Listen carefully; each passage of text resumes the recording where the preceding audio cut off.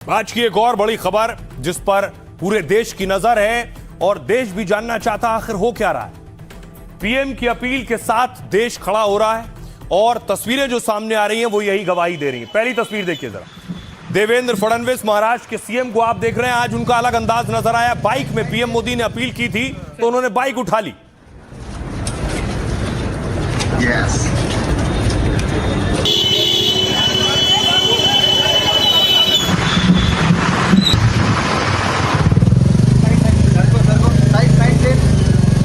चल Hold on. Yes.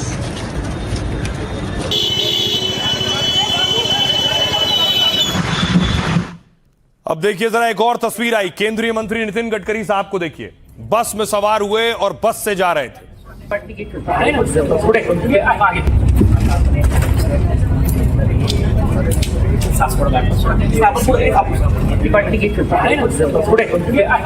एक और मंत्री जी को आपको दिखाऊं, अर्जुन राम मेघवाल साहब ई रिक्शा पर सवार हुए।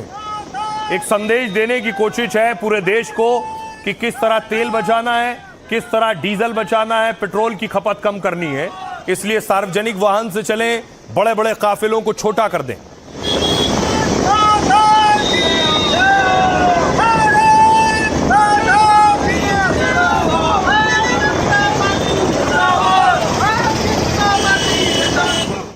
दूसरी तस्वीर आपको दिखाऊं, साइकिल से दफ्तर पहुंचे हैं सुरेश खन्ना। लखनऊ की तस्वीर आप देख रहे हैं। मंत्री जी ने साइकिल उठा ली।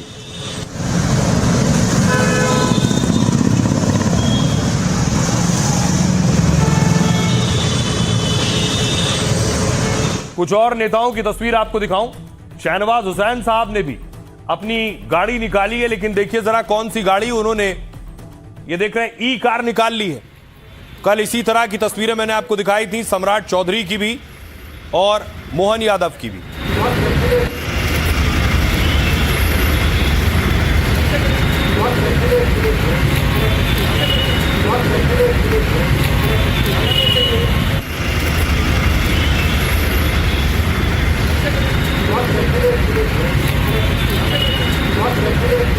एक और तस्वीर आपको दिखाऊं भिंड से। ये तस्वीर देख रहे हैं, 100 गाड़ियों के काफिले पर एक्शन हुआ है।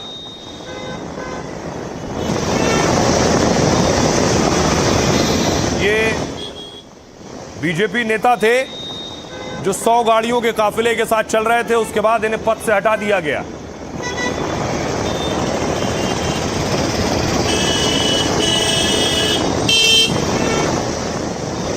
और आइए अब आपको लिए चलता हूं मैं दक्षिण भारत। वहां भी इसका असर नजर आ रहा है। खुद मुख्यमंत्री चंद्रबाबू नायडू ने अपने काफिले को छोटा कर दिया है। सिर्फ 4 गाड़ियों का काफिला मुख्यमंत्री का है।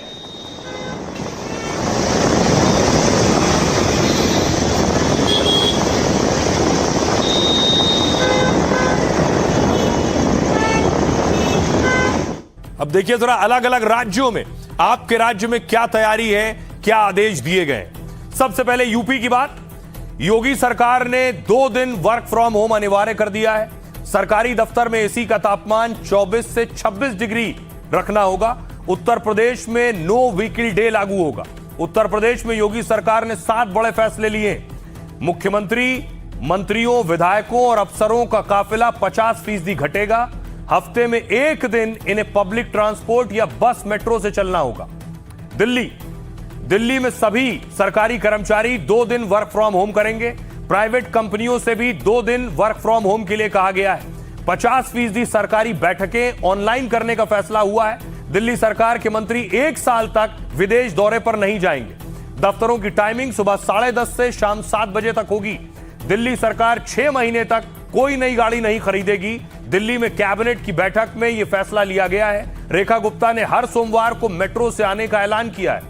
नो व्हीकल डे के लिए जनता से अपील की जाएगी। कोर्ट, यूनिवर्सिटी को ऑनलाइन तरीके से चलाने की अपील की गई है। महाराष्ट्र देखिए, सीएम फडणवीस खुद बुलेट से आज विधानसभा पहुंचे। तस्वीरें मैंने आपको दिखाई। इलेक्ट्रिक वाहनों का इस्तेमाल करने को कहा गया है महाराष्ट्र में। साथ ही काफिले में कमी लाने के भी निर्देश दिए गए। मंत्री आशीष शेलार ने फ्रांस का दौरा भी रद्द कर दिया गया है। बिहार देखिए, सम्राट चौधरी के बाद दूसरे मंत्री भी इलेक्ट्रिक गाड़ी का इस्तेमाल करने लगे बिहार में।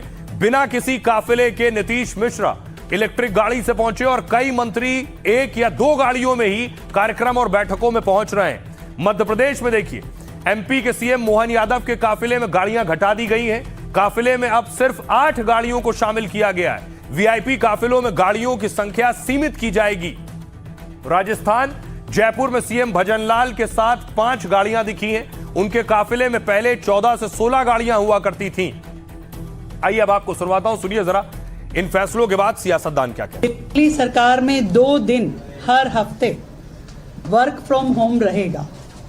2 दिन हर हफ्ते वर्क फ्रॉम होम रहेगा और इसी तरीके से प्राइवेट सेक्टर्स में भी हर एक कंपनी, इंस्टीट्यूशन, उनको कहा जाएगा कि वर्क फ्रॉम होम करें 2 दिन के लिए। ये एडवाइजरी होगी। हमारा जो कॉन्वॉय है उसको भी छोटा किया है, उसको और छोटा करने का प्रयास हम कर रहे हैं। विदेश यात्राएं हमने सबकी जो है वो समाप्त कर दी है, रद्द कर दी है। जहां जहां हम लोग फॉरेन एक्सचेंज बचा सकते हैं, पेट्रोल डीजल बचा सकते हैं, वो बचाने का प्रयास हम करेंगे। जागतिक स्तर पर जो संकट है वो ध्यान में लेते हुए आज हमने पेट्रोल डीजल की बचत करनी चाहिए। इसलिए प्रधानमंत्री जी ने आह्वान किया, हमने भी हमारा ताबा कम कर दिया। हमने बस में बैठकर प्रधानमंत्री या सरकार की जिम्मेदारी होती है कि समस्याओं का समाधान करना। आप इसलिए प्रधानमंत्री, इसलिए सरकार बनाई जाती है। कोई चीज़ कमी है तो उसको दूर किया जाए। प्रधानमंत्री जी इसी तरह का काम करते रहेंगे, मुद्दे की बात नहीं करेंगे, समस्याओं का समाधान कैसे करेंगे, यानी उनके पास कोई विजन या कोई रोड मैप नहीं है। अब देखिए जरा, कुछ कुछ संकेत मिल रहे हैं, कई चीजों के दाम बढ़ गए हैं, महंगाई बढ़ रही है। किन किन के दाम बढ़े हैं देखिए जरा। सबसे पहले अमूल और मदर डेयरी का दूध महंगा हो गया। दोनों ने प्रति लीटर 2 रुपए बढ़ा दिए। यह बढ़ोतरी 14 मई से लागू होगी। सीएनजी की कीमत में 2 रुपए की बढ़ोतरी की गई है। सीएनजी की कीमतों का यह झटका फिलहाल मुंबई में लगा है। बढ़ी कीमतें 14 मई की रात 12 बजे से लागू हो गई। देश के दूसरे शहरों में इसकी कीमतें अभी पुरानी ही हैं। मुंबई में सीएनजी कीमतें बढ़ते ही किराया बढ़ाने की मांग तेज हो गई।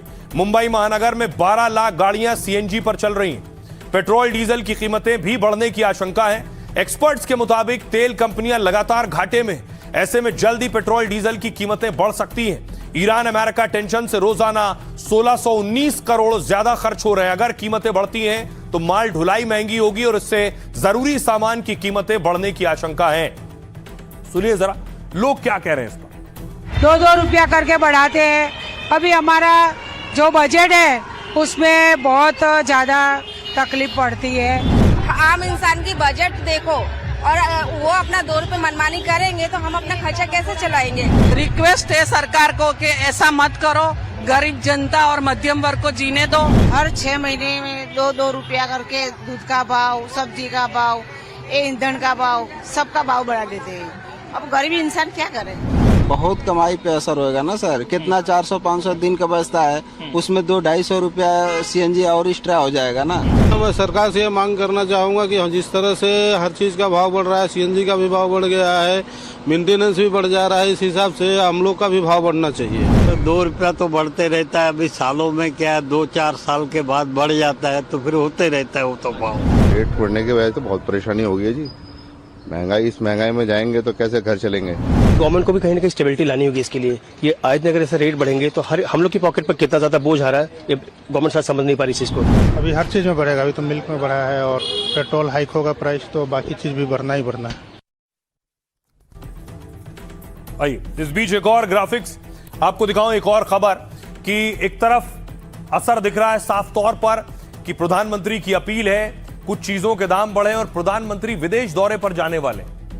क्या है वजह आपको बताऊं। जंग के बीच प्रधानमंत्री नरेंद्र मोदी फुल एक्शन में है। पीएम मोदी कल 5 देशों के दौरे पर रवाना होंगे। ऊर्जा सुरक्षा पर साझेदारी के लिए यह बेहद अहम दौरा है।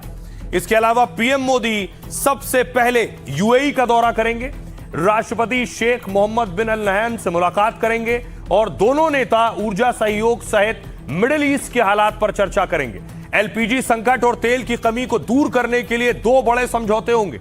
इसके बाद मोदी नीदरलैंड, स्वीडन और नॉर्वे का दौरा करेंगे। साथ ही आखिरी चरण में पीएम मोदी इटली की यात्रा पर होंगे। 19 से 20 मई तक इटली का यह दौरा होगा और 6 दिनों में पीएम मोदी 5 देशों का दौरा करेंगे। दौरे में व्यापार, ऊर्जा, सुरक्षा, निवेश सहित कई मुद्दों पर जोर होगा। यह है प्रधानमंत्री नरेंद्र मोदी का दौरा जो कल से शुरू होगा। सुनिए जरा क्या कुछ कह रहे हैं रणधीर जायसवाल। और संयुक्त अरब अमीरात के बीच में जो एक बहुत पुष्ट और घनी साझेदारी है, पिछले कई एक सालों में प्रधानमंत्री की 7 यात्रा हो चुकी है यूएई की, और वहां से उनके राष्ट्रपति की हमारे देश में 5 बार यात्रा हो चुकी है। जो इस बार की जो प्रधानमंत्री की यात्रा है, इससे इस मित्रता को, इस साझेदारी को और इसमें घनिष्ठता आएगी, और आप देखेंगे कि कई एक सारी अग्रीमेंट, MOUs इसके दरमियान किया जाएगा, जिसमें कि ऊर्जा सुरक्षा पर विशेष ध्यान दिया जाएगा। एक अच्छा समय होगा जब दोनों लीडर्स आपस में बैठ करके जो क्षेत्रीय माहौल है, जो स्थिति है, तो उसके ऊपर एक दूसरे के साथ विस्तार में विस्तृत तरीके से विचार विमर्श कर सकते हैं, और खास करके हमारे जो कॉम्प्रिहेंसिव स्ट्रेटेजिक पार्टनरशिप है, द्विपक्षीय सहयोग है, उनको कैसे और सुदृढ़ बनाया जाए, उसके ऊपर